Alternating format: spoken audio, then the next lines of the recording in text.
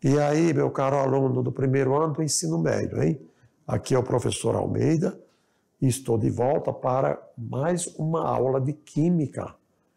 Lembrando que hoje nós estamos falando da aula de número 43, que nós vamos abordar sobre o estudo dos gases na parte 1. Vamos lá então? Fica de olho na tela aí. Então aqui, estudo dos gases, parte 1.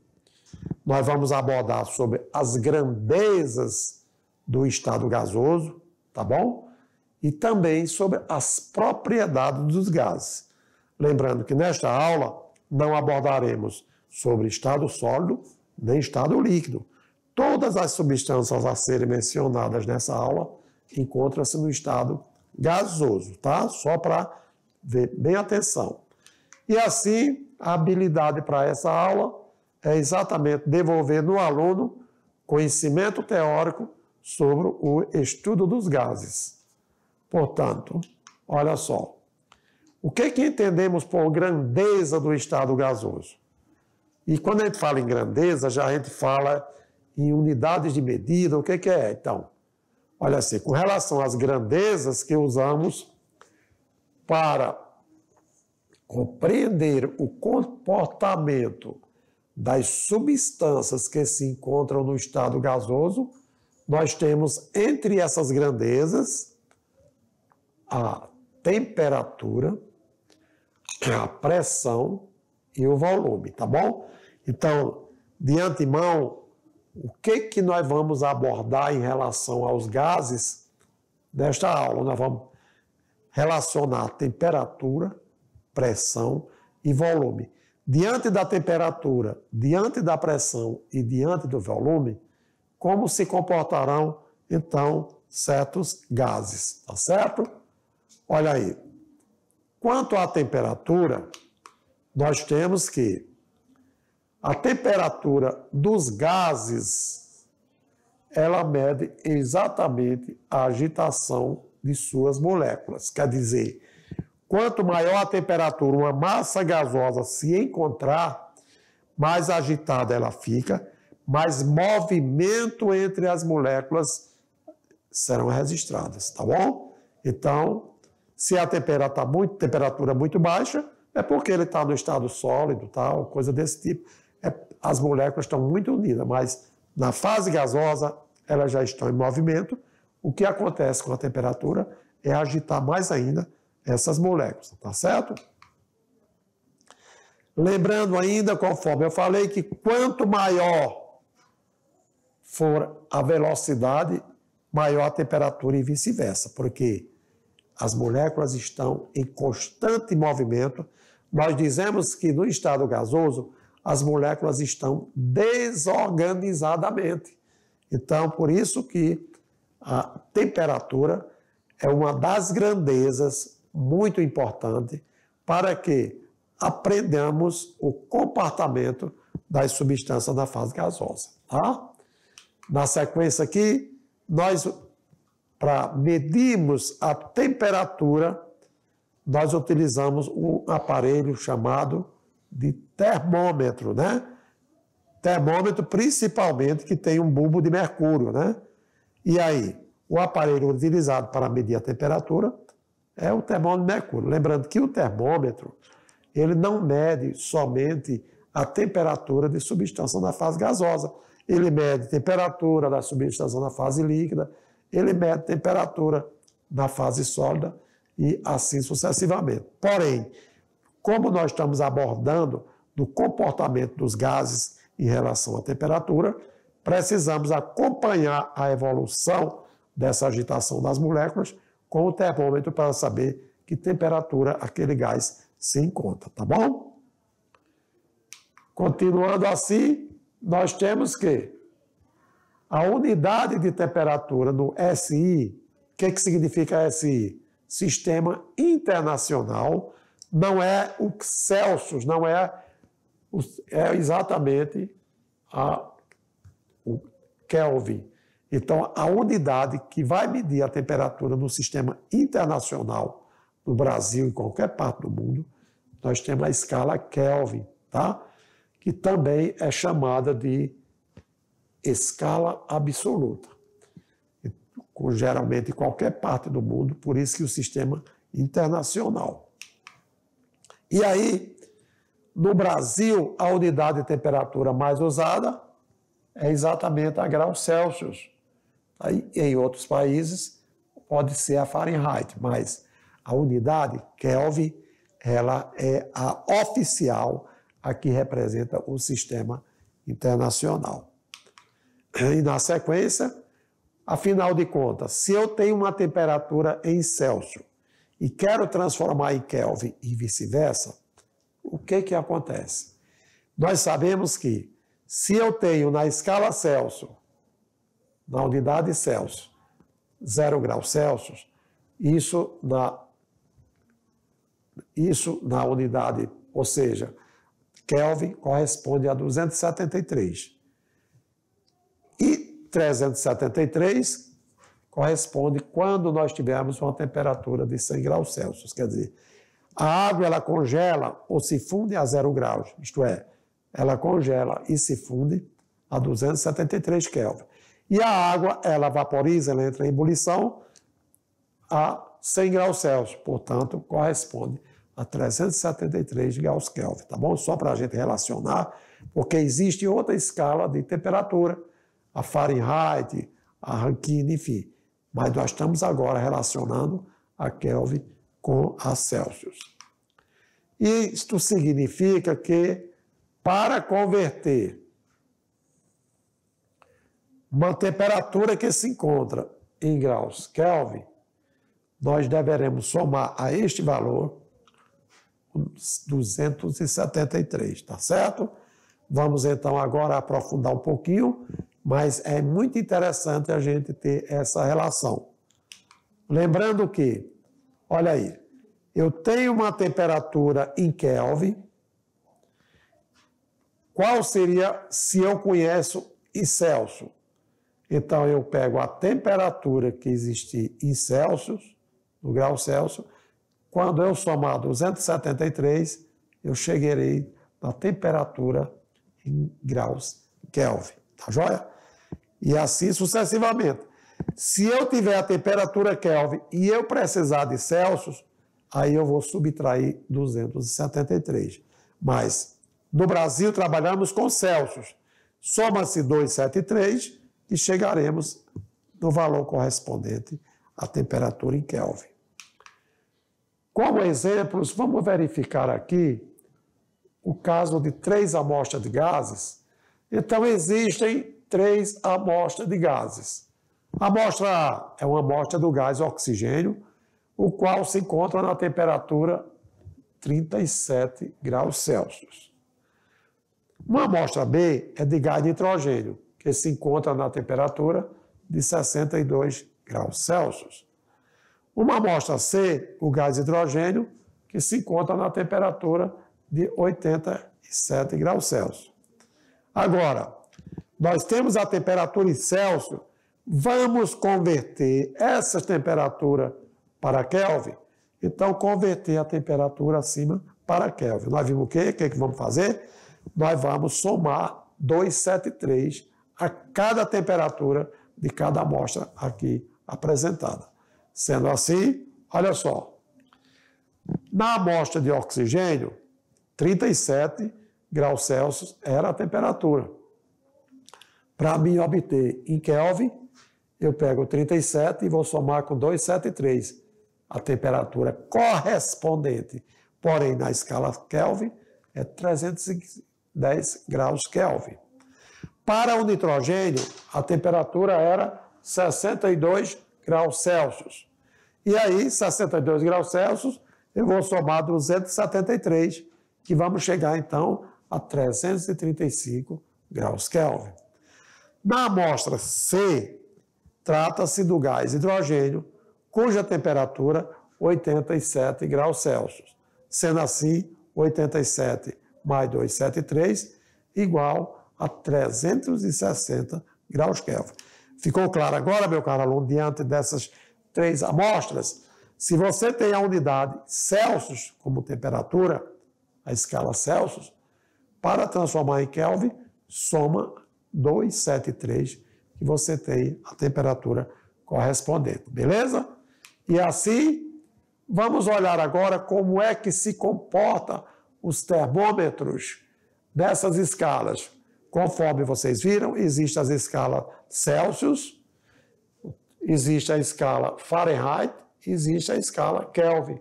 A Kelvin é utilizada pelo sistema internacional. E aí, sendo assim, olha só, conforme eu falei, quando nós temos, por exemplo, a água a 0 graus Celsius, significa dizer que o ponto de fusão do gelo, quer dizer, a água do estado sólido, tanto de congelamento como de fusão, 273. Então, aí é o seguinte, e a escala Fahrenheit, 32 graus Fahrenheit. Digamos que a água, então, agora ela vai entrar em ebulição.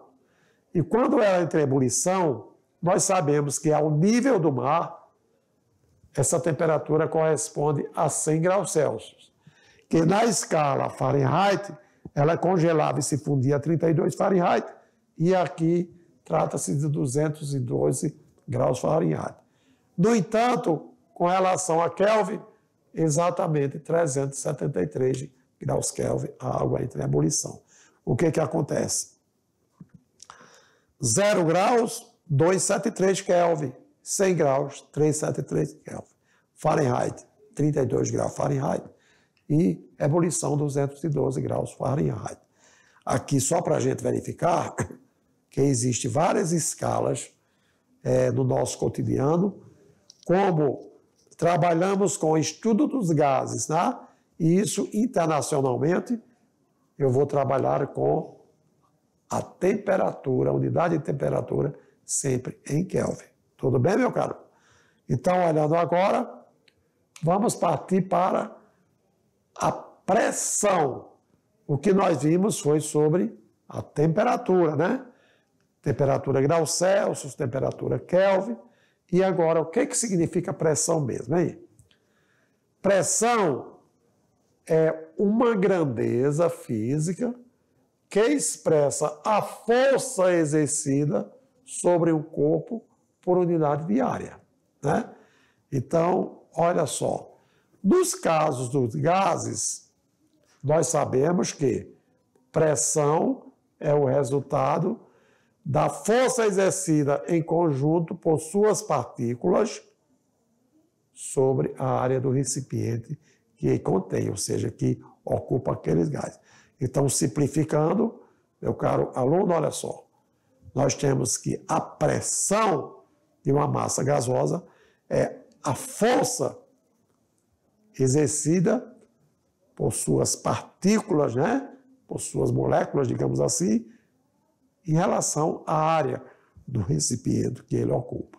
Vamos ver então mais sobre pressão? Vamos sim. Assim como a temperatura, que nós vimos 3 escalas de temperatura, ou 3 unidades de temperatura, aqui nós vamos ver as unidades de pressão. No sistema internacional, que eu chamo de SI, no Sistema Internacional de Unidades, a força geralmente que se aplica, ela tem como unidade o Newton. E a área, ela geralmente é expressa em metros quadrados, né? Metros vezes metro quadrado. Da definição de pressão, a unidade do Sistema Internacional para expressar essa grandeza, significa que teríamos o quê? Newton corresponde à força. Metro quadrado, a área. Então, Newton por metro quadrado, que, utilizando dessa forma, nós chegaríamos que igual ao Pascal. Pascal é a unidade também internacional de se medir o quê? De se medir a pressão. Logo, se o Newton por metro quadrado corresponde a um Pascal, então um kPa significa dizer quilopascal. Então, nós teremos 10 à terceira, quer dizer, 1000 Pascal.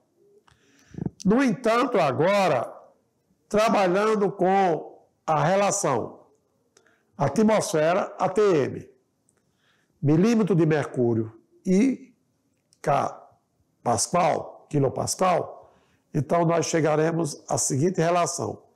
Sempre que eu tiver um ATM, ele corresponde a 760 milímetros de mercúrio. Consequentemente, correspondendo a 101,3 kPa. Dependendo do enunciado do problema, meu caro aluno, você pode trabalhar com essas unidades, você pode fazer conversão dessas unidades para outras unidades. Tá joia? Sendo assim, olha só. A pressão atmosférica, ela varia em função de uma série de fatores. Então, quais são os fatores que contribuem para que varie a pressão que é exercida no sistema de gás? Primeiro, a movimentação do ar, ou seja, corrente de massas gasosas. Segundo fator, a temperatura.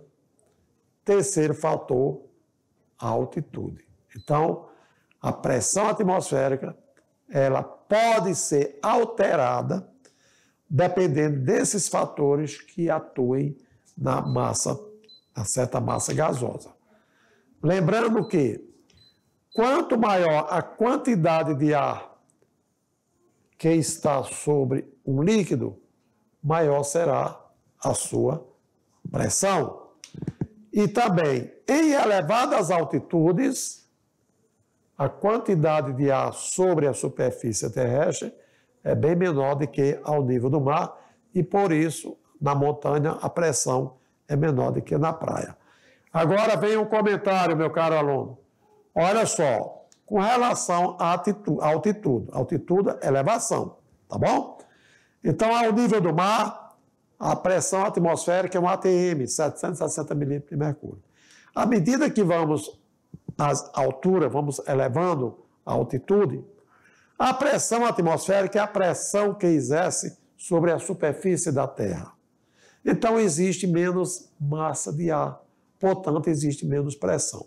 Com relação à temperatura de ebulição, veja bem, a água ela ferve a 100 graus ao nível do mar.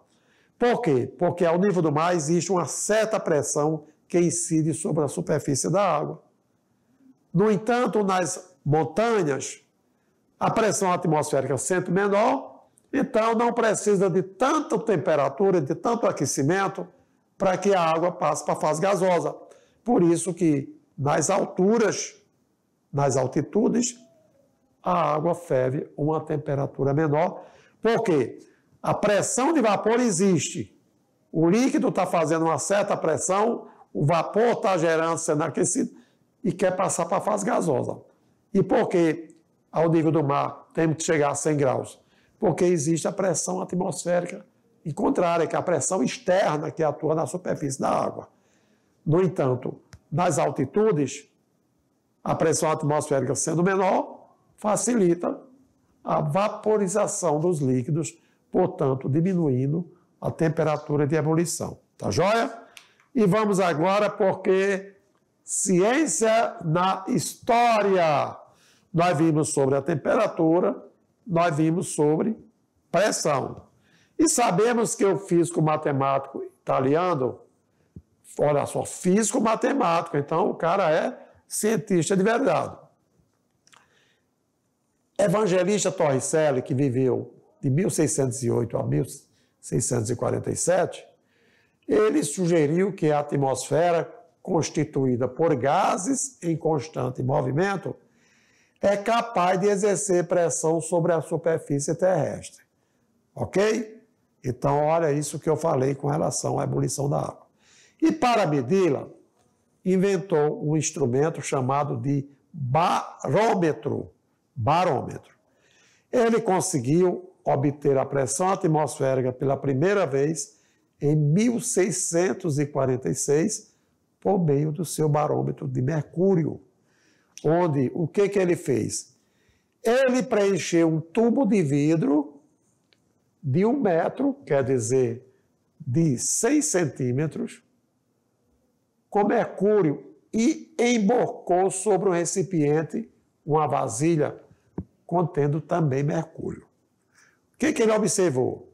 A coluna de mercúrio do tubo desceu até parar numa determinada altura. Torricelli verificou que, ao nível do mar, o nível do mercúrio no tubo estabilizava em 76 centímetros. O que significa 76 centímetros? 760 milímetros. Por isso, o valor da pressão atmosférica ao nível do mar ficou sendo 760 milímetros de mercúrio, que nós chamamos de uma atmosfera. Tá bom? Para isso, vamos visualizar aqui a figura. Então, o que aconteceu? Ele pegou, digamos, uma proveta de 1 metro e encheu de mercúrio. Aqui ela estava cheia de mercúrio. E, no entanto, numa vasilha, ele também colocou mercúrio. E quando, olha aqui ela estava cheia, completamente cheia. Tá bom? E aí, fora da vasilha, quando ele penetrou aqui na vasilha, o que aconteceu? Uma parte da proveta ficou vazia, gerando vácuo. Então, o que aconteceu? O que favoreceu o mercúrio ficar não no metro, em 6 centímetros, mas ficar apenas em 76? É que sobre a proveta incidiu aqui a pressão atmosférica na superfície, olha aí, a pressão atmosférica na superfície do líquido que estava na vasilha, fazendo com que o líquido não descesse. Então, desceu somente, olha só, 240, ou seja, somente 24 centímetros. E com isso, esse 76 centímetros que estabilizou o mercúrio, nós chamamos exatamente da pressão atmosférica ao nível do mar, que ele batizou, ou seja, que ele citou definitivamente como sendo um ATM. Lembrando, a proveta estava cheia e quando colocou no mercúrio, conseguiu descer 24 centímetros. Por quê? Porque a superfície do mercúrio que estava na vasilha estava sob a ação, olha aqui, ó, sob a ação da pressão atmosférica, impedindo que o mercúrio deixasse de escoar. E assim, mostrando para todos que sempre que falar em pressão atmosférica ao nível do mar, nós temos um ATM ou de 700 milímetros de mercúrio, ou seja, 760 milímetros de mercúrio. Tudo bem? Na sequência, nós trabalhamos com temperatura, trabalhamos com pressão e agora vamos ver o que é volume. Com relação a volume, meu caro aluno, quando a gente trabalhou lá na constituição da matéria, nós vimos que volume nada mais é do que o espaço que um determinado corpo ocupa, ou seja, a extensão, tá certo? Qualquer tipo de matéria, ela ocupa uma extensão, ou seja, ocupa um volume. E a unidade padrão de volume é o metro cúbico. Metro cúbico quer dizer, você deve ter 3 dimensões, metro vezes metro, metro quadrado, vezes metro, metro cúbico. Mas, em química, utilizamos muito o denominado litro, né? E também o mililitro. Por quê? 1 litro, quimicamente falando, corresponde a 1 decímetro cúbico. E 1 litro ainda tem o quê? 1000 mililitros. Lembrando que 1 mililitro corresponde a 1 centímetro cúbico. Só para fazer, ó, 1 mililitro, só lembrando aqui, ó, 1 mililitro corresponde exatamente, só lembrando aqui, que 1 mililitro é 1 centímetro cúbico. Ok? E, consequentemente,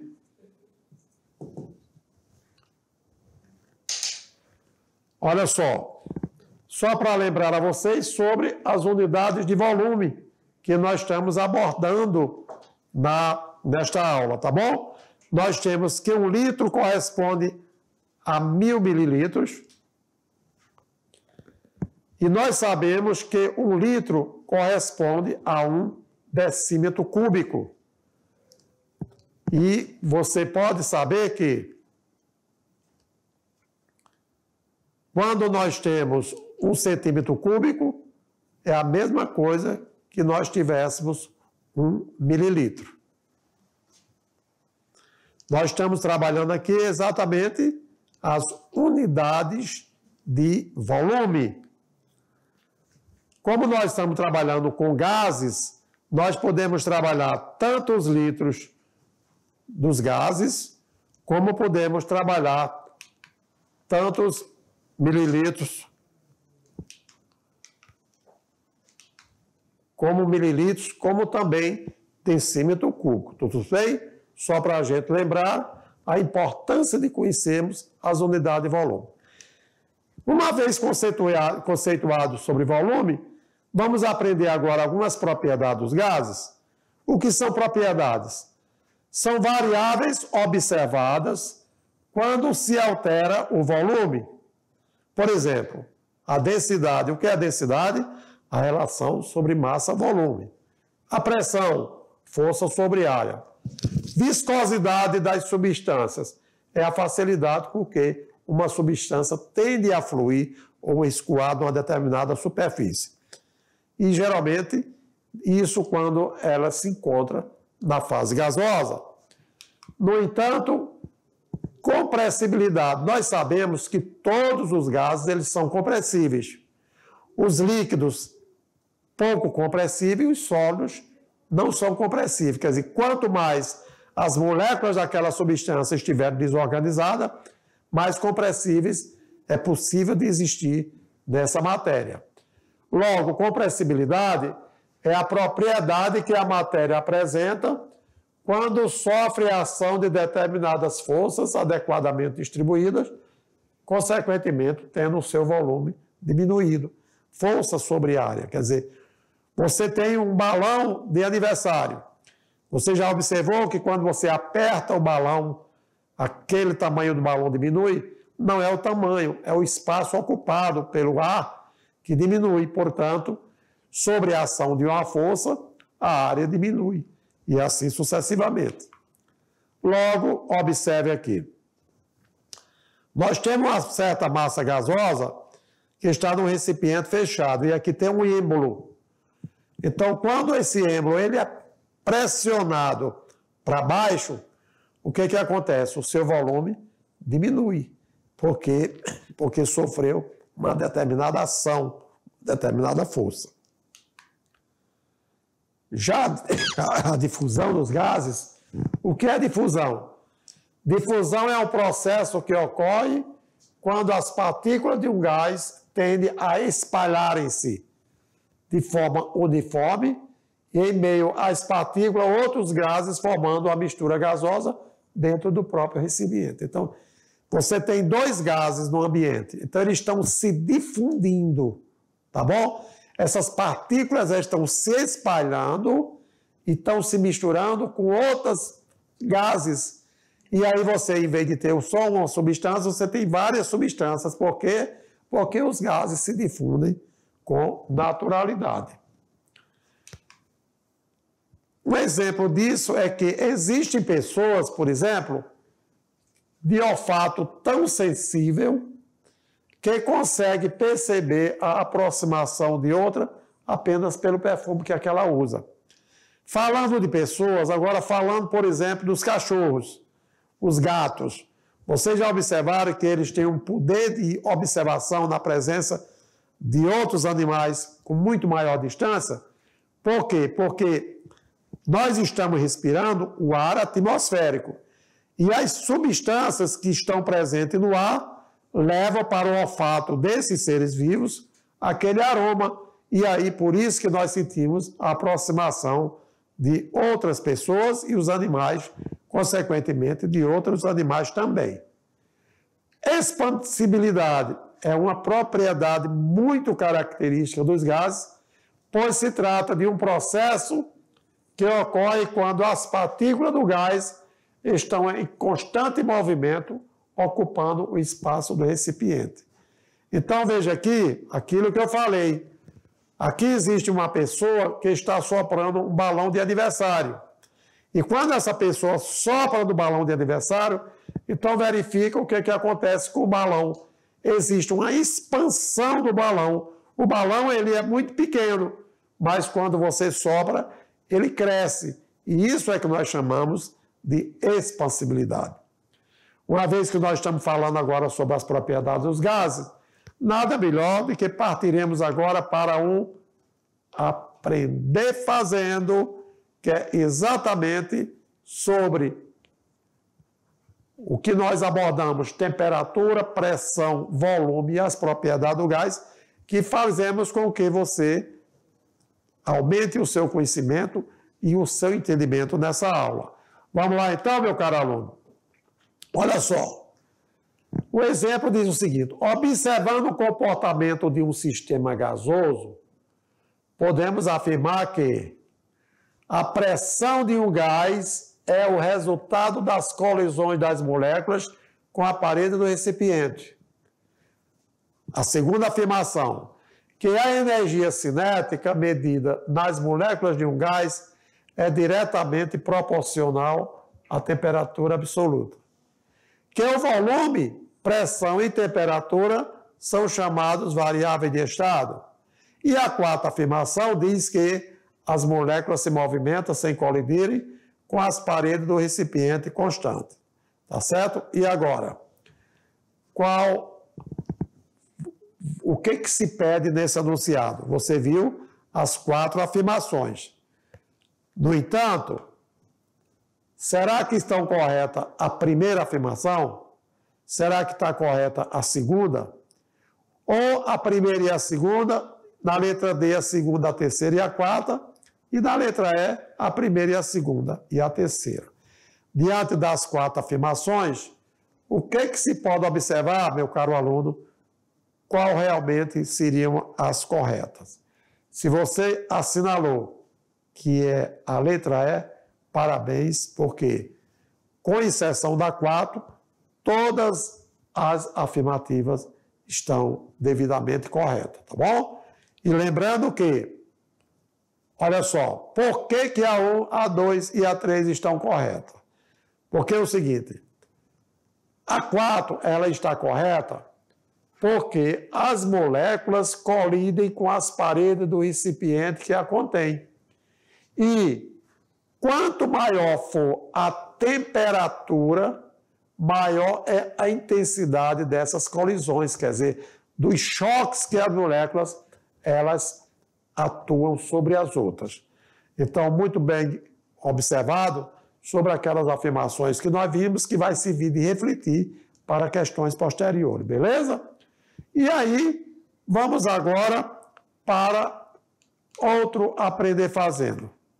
E nesse aprender fazendo, nós vamos trabalhar agora com as unidades de pressão, né? Pressão, força sobre área.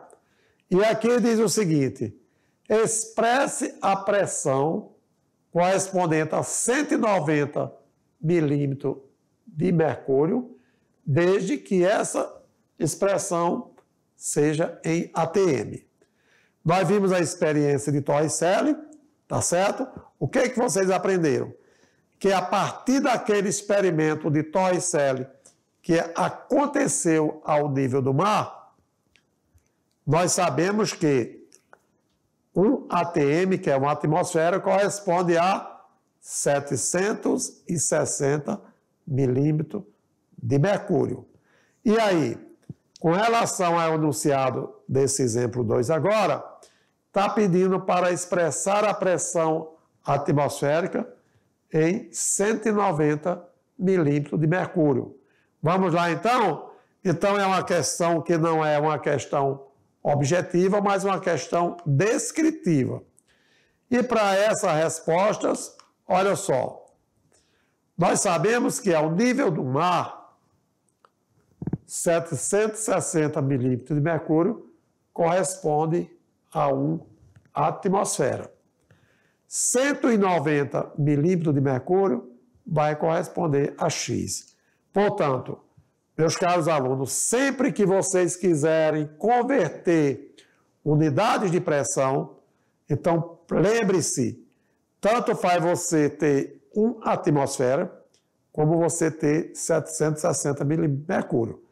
Lembrando ainda, com relação a essa pressão, se existe 190 milímetros de mercúrio sobre esse gás, significa dizer que, perguntando para você, meu caro aluno, será que esse ar, será que a pressão desse ar, desse gás, ela está, digamos, se fosse ao nível do mar, não seria 760 milímetros de mercúrio.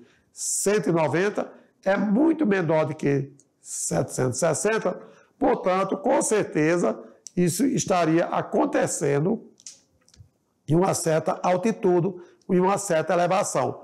Lembrando, se fosse o ar atmosférico. E você me disse lá no barômetro 190 milímetros de mercúrio. Será que você estaria no nível do mar? Você estaria abaixo do nível do mar? Ou você estaria acima do nível do mar? Claro que você estaria acima do nível do mar, porque quanto mais alto for, menos pressão do ar incide sobre a superfície. E assim sendo, por isso que a pressão de 190 milímetros de mercúrio em ATM corresponde exatamente 0,25 ATM, tá bom? Então, lembrando aqui as unidades, porque se eu tenho milímetro de mercúrio vezes ATM dividido por milímetro de mercúrio, a unidade de milímetro de mercúrio desaparece. E assim, nós abordamos sobre a grandeza denominada pressão, tá bom? Eu gostaria de relembrar aqui para vocês o conteúdo desta aula, que nós não trabalhamos em momento nenhum nem com líquidos e nem com sólidos. Quando se trabalha, no caso aqui, nós vimos a importância da temperatura. Quanto maior a temperatura no ambiente que tenha gases, mais as moléculas desse gases se movimentam, mais elas se desorganizam. Com relação à pressão, nós vimos que a pressão nada mais é do que uma grandeza que corresponde à relação de força sobre área. Então, se você tem uma massa gasosa, quanto mais você, apesar de existir uma área definida, quanto mais você aumenta a força, mais a área diminui. Consequentemente, olha só, isso aí é o quê?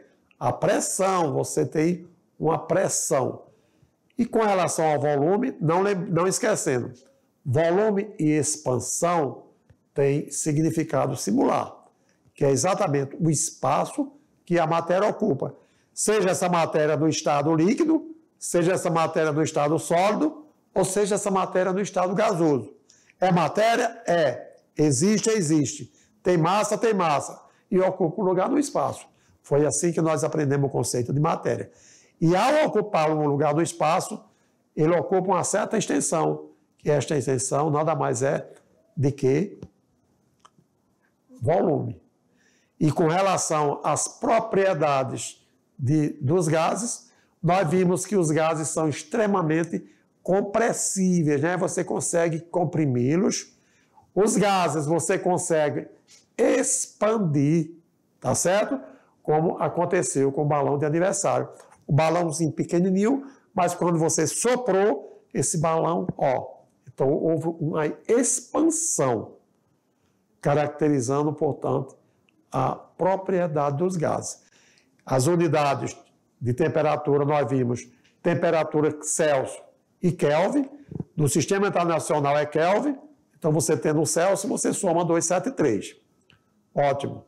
E a pressão dos gases, milímetro de mercúrio versus ATM.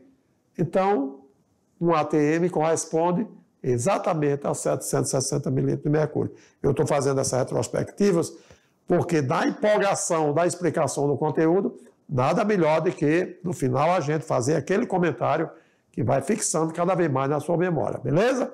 Fique ligado aí, meu caro aluno, que já já voltaremos com a revisão para você ter sucesso na sua atividade de sala. Valeu?